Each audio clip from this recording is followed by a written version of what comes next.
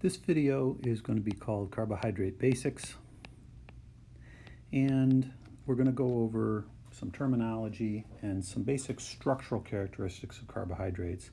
Let me start out with this interesting fact.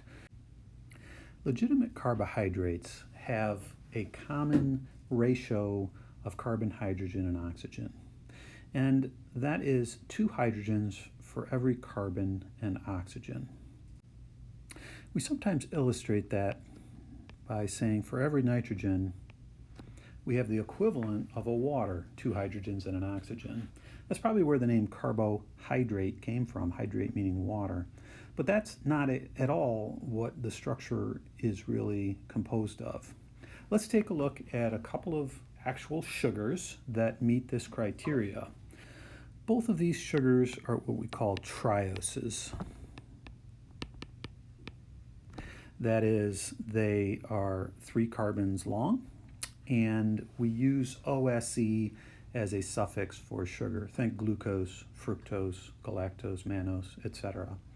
So I want you to pause for a moment, take a look at these, and say, well, while they're the same as trioses, what's different about them? There's 2 chemical properties that are very different, and I want you to see if you can come up with them on a pause here. Okay. There's a couple of differences, and we usually can drag these things out of the students. The first one is that they both have carbonyls. The carbonyls are different. The first one has a carbonyl on a terminal carbon, and that makes that an aldotriose because it contains an aldehyde. The other one has a carbon that has 2 carbons attached to it, and that by definition is a ketone, and we call that a ketotriose.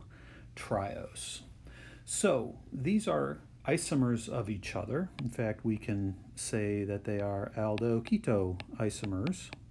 They have the same number of carbons and hydrogens and oxygens. They're just rearranged in a slightly different format.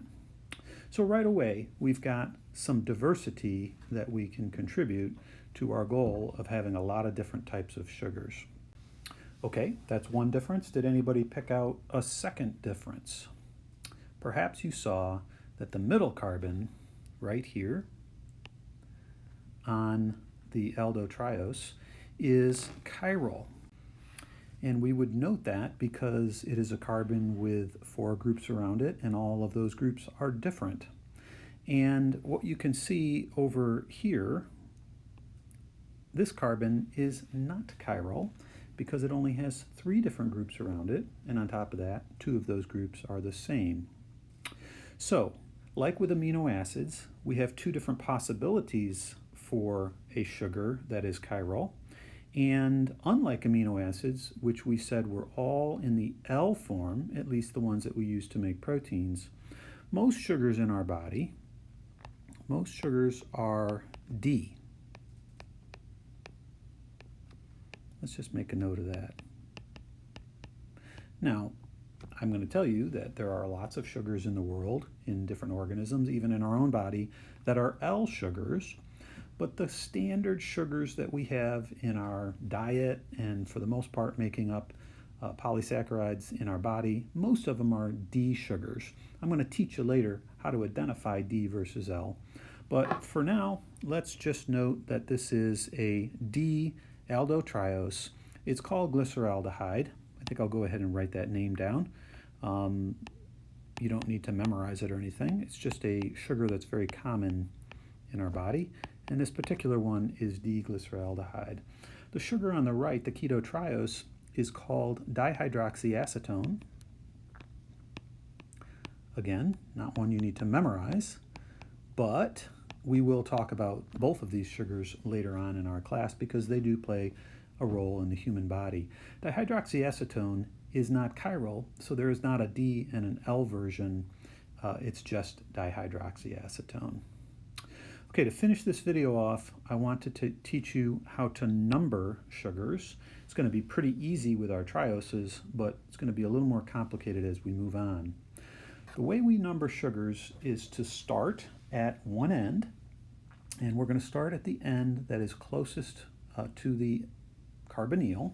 In this case, the carbonyl is the terminus, and so we would start with the aldehyde and say that's carbon 1, this is carbon 2, and that's carbon 3. Very important to do that skill. The 2 carbons on the termini of dihydroxyacetone are equivalent, so we'll just pick one of them. It is a terminus that's closest to the carbonyl, carbon number 1. The carbonyl itself on this ketose is carbon number 2, and the last one is carbon number 3 down here. Okay, one more practice on a skill. We said that the sugars above are trioses, aldo or keto trioses, and I would like you to tell me to use that kind of terminology to describe this sugar right here. I'd also like you to identify how many chiral carbons there are in this sugar. I'll give you a hint, there's more than one. Pause it and let's see what you come up with. Okay, I hope you can count up that there's 6 sugars, and this has an aldehyde, so we would call this an aldohexose. And this particular sugar is the most important one we're going to learn about. It's called D-glucose.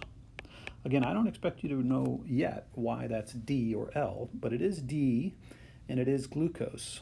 Glucose is an aldohexose. Let's go ahead and number it. Start on the terminus that's closest to the carbonyl. 1, 2, 3, 4, 5, and 6. And lastly, what about the chiral centers? Well, it turns out there is 4 chiral centers right there. And what that means is each one of those can be changed, and each one can be flipped left or right with the alcohol versus the H on the left or right. And that means we have a tremendous diversity available to us. So that's D-glucose. We already have 3 sugars, and that's a good start. We'll pick up some of the diversity that we can do with aldohexoses on the next video.